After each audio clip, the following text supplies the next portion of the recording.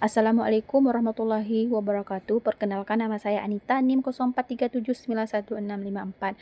Baiklah, di sini saya akan menyampaikan proses lahirnya Pancasila. Proses lahirnya Pancasila melalui 3 tahapan penting, yaitu yang pertama melalui sidang BPUPKI pada tanggal 29 Mei sampai 1 Juni 1945, di mana gagasan negara disampaikan dan Soekarno mengemukakan istilah Pancasila. Yang kedua melalui Piagam Jakarta pada tanggal 22 Juni 1945 yang merupakan hasil kerja Panitia 9 dan memuat rumusan Pancasila meskipun dengan sila pertama yang berbeda. Dan yang ketiga, sidang PPKI pada tanggal 18 Agustus 1945 yang menyepakati Pancasila sebagai dasar negara dan mencantumkannya dalam pembukaan UUD 1945 setelah ada kompromi pada sila pertama. Pancasila lahir melalui proses yang panjang dan melibatkan diskusi dan musyawarah para pendiri bangsa. Gagasan tentang dasar negara Indonesia mulai muncul ketika Jepang mengalami kekalahan dalam Perang Dunia Kedua.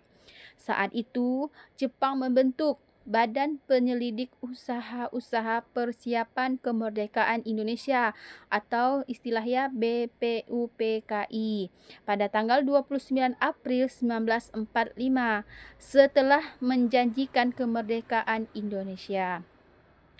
Tugas utama BPUPKI adalah merumuskan dasar negara yang akan menjadi pondasi bagi Indonesia setelah kemerdekaan. Pada sidang BPUPKI pertama yang berlangsung pada tanggal 29 Mei sampai 1 Juni 1945 muncul banyak usulan mengenai dasar negara termasuk dari 3 tokoh utama yaitu Muhammad Yamin, Supomo dan Soekarno.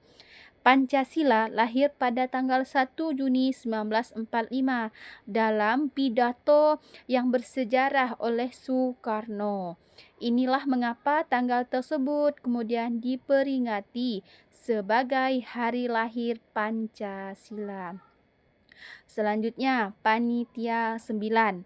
Setelah usaha dari para tokoh, BPUPKI membentuk sebuah panitia kecil yang dikenal sebagai Panitia 9 yang bertugas untuk merumuskan naskah dasar negara. Panitia ini terdiri dari 9 anggota, yakni Soekarno, Muhammad Hatta, Muhammad Yamin, Ahmad Subarjo, Agus Salim, Abi Kusno, Wahid Hasim, Abdul Kahar Muzakir, A.A. Maramis. Setelah diskusi usulan-usulan tersebut, Panitia 9 yang dibentuk oleh BPUPKI menghasilkan Piagam Jakarta pada tanggal 22 Juni 1945 yang merupakan rumusan awal dari Pancasila. Dalam Piagam Jakarta, 5 sila yang dirumuskan adalah sebagai berikut. 1. Ketuhanan dengan kewajiban menjalankan syariat Islam bagi pemeluk-pemeluknya. 2. Kemanusiaan yang adil dan beradab. 3. Persatuan Indonesia. 4. Kerakyatan yang dipimpin oleh hikmat kebijaksanaan dalam permusyawaratan perwakilan. 5. Keadilan sosial bagi seluruh rakyat Indonesia. Namun, kalimat dengan kewajiban menjalankan syariat Islam bagi pemeluknya diubah pada 18 Agustus 1945 demi menjaga kesatuan dan persatuan bangsa dan akhirnya lahirlah rumusan Pancasila yang kita kenal saat ini.